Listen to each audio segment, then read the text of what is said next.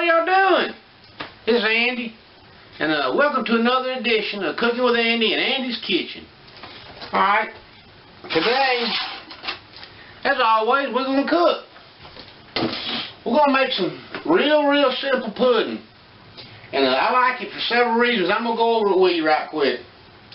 One of the reasons I like it is you don't have eggs to put in there. I love, pudding's got eggs in it and stuff. But there's a lot of folks can't eat eggs, so this is a good alternative.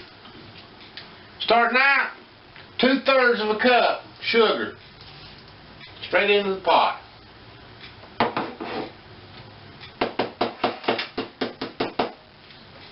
A 1/4 of a cup of Hershey cocoa.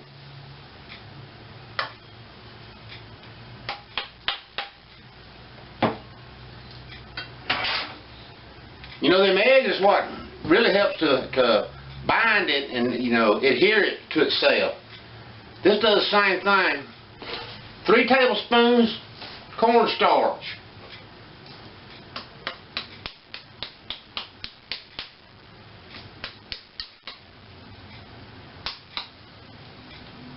Don't ever throw away your little pimento jars that that pimentos come in. They come in handy for so many different things. Tell you what they're good for is like when you're taking them to work, you put your salad dressing in one of them. Alright, next thing we're going to do, 1/4 of a teaspoon of salt. If you ever dealt with cocoa much, it's pretty much useless without sugar and salt in it because it don't have much of a taste to it. Alright, we're going to whisk that around.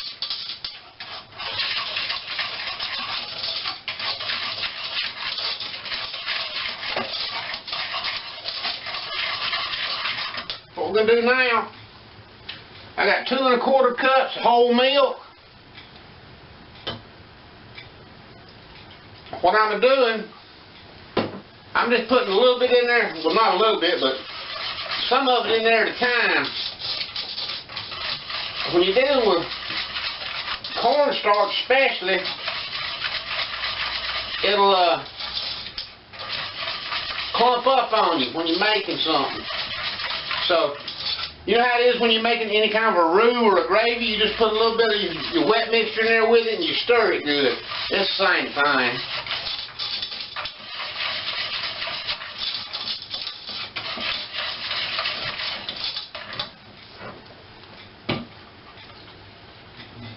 If you've got a couple little lumps in there, when you actually commence to cooking, just keep stirring it. They'll come on out. That heat will help them.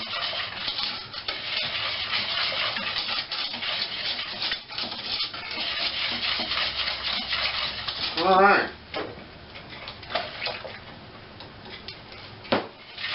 2 1/4 cups of milk. I can't really turn it up so you can see it, but I've got almost all the clumps out, and that didn't take a whole lot of effort.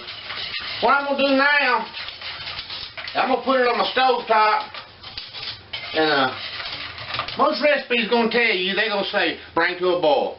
Well, I'm going to bring it to a boil, but anytime you're dealing with milk, it's so easy to scorch it on the bottom of the pan. So I bring it up, the temperature up real slow. And what we're going to do, we're going to bring this up to a boil. And when it hits a boil, boom, I'm going to boil it and stir fire out of it good for a minute.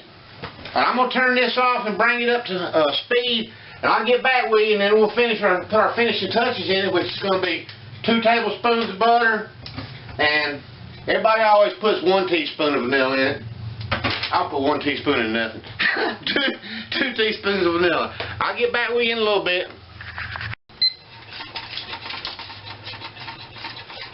I hope it's filming. Okay, next thing I'm going to add is my 2 tablespoons of butter. They keep it from foaming. This gives it a real rich and luxurious appearance. There's a whole lot of time to play with when it's doing this. It'll stick. 1, 2. Clean up later.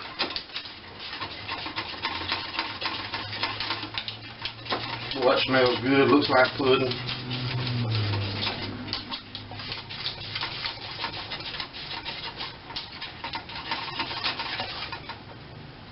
I don't know if you can hear it or not. Sounds like lava does on those old TV movies when it gets to bubbling. Come on, timer.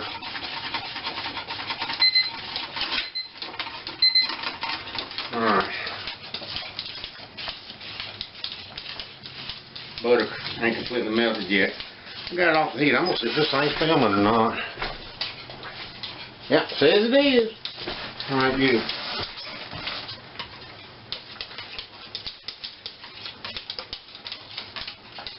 What else I was going to tell you about this is that it's a good recipe to do with children. So if you was wanting to make a dessert and include your son or your daughter or whoever, this is a good recipe for them to learn how to do. And just kind of stand behind them, help them stir. Boy, it's beautiful. This is so pretty. This is going to be a special treat for Miss Frankie. This is her second favorite kind of pudding. She loves banana pudding best, but whew, chore. This is a lot easier. Y'all want to hear something funny?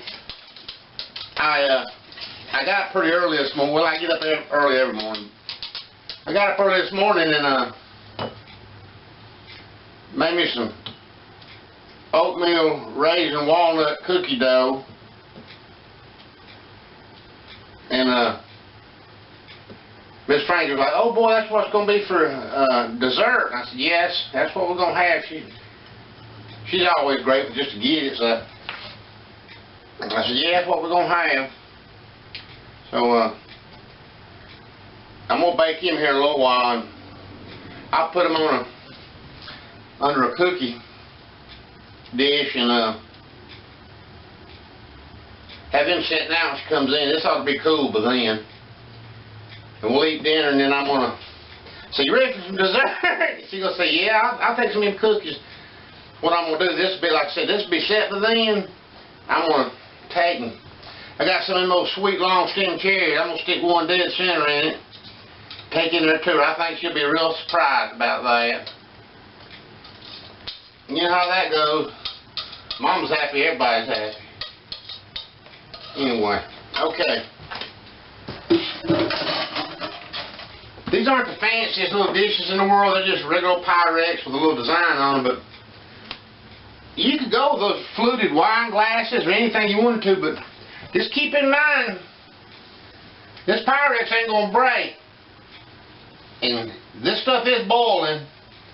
So if you do that, you run the risk of breaking one of them dadburn things and having it, well, you can only imagine boiling pudding going everywhere. That ain't something I want to be involved in. Alright. Well, I got to cover these. I didn't even tell you why. If you make pudding, you already know this, but a lot of people maybe you don't know how to make pudding, so that's why I'm doing this. There's a little pesky film that you can't help that gets on this stuff on the top when you cool it. But you take your time and put you some plastic wrap on it, on the top while it's still good and hot like that. It'll put a stop to that foolishness.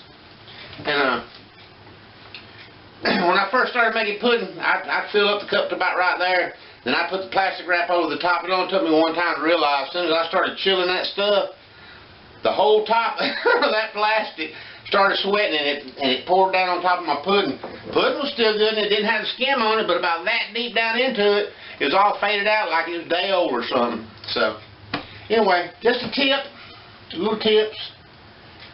Well, that's how you make chocolate pudding without any eggs, and it has no wheat in it. I just used cornstarch to thicken it with, and I think you'd be well pleased with it. And if it was me, I'd go ahead and use 2 teaspoons of vanilla in it, because it just makes it richer and it makes it taste like a more expensive dessert. Anyway, I ain't got nothing else for you. See, it's getting a film on. Y'all hold on. It don't take but a second for that stuff to start getting that film on it. But, hold on. Y'all bear with me. I tell you what, plastic wrap is a necessary evil, but I hate dealing with this stuff.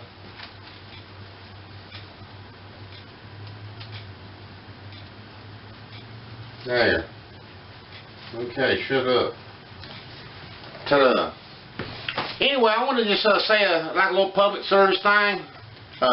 If you're a bully, quit being a bully. It don't make you a big shot, don't make you look smart, intelligent, good looking, none of them things. It makes you look like a damn fool. So just stop. Anyway, this is Andy, and from Andy's Kitchen, making pudding, man. I'll see y'all. Okay. Alright. So what we got? Hey everybody. You think you shit of me, didn't you? Not a chance. I processed the first part of that video, and I got to the end of it, and I said, what's it taste like? So, I'm back to see if it's any good or not. It's holding up good. Let's see. No film. It's creamy and rich. It darkened up pretty. It's real warm.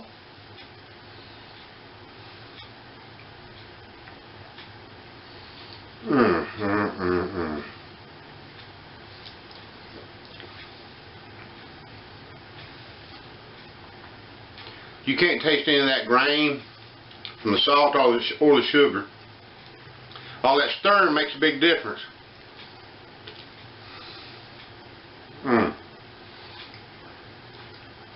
It's hard to believe a handful of ingredients just mixed up real good with some milk thrown in it would come out with anything like this. Good. Too bad you can't have none.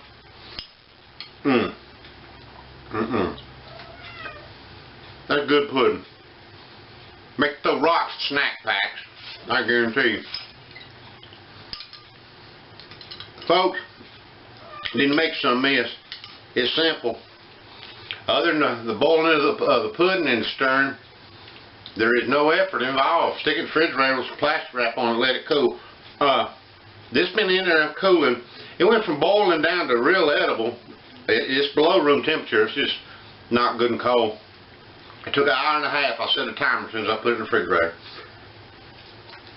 I'm going to let this go and chill down. And like I told you earlier,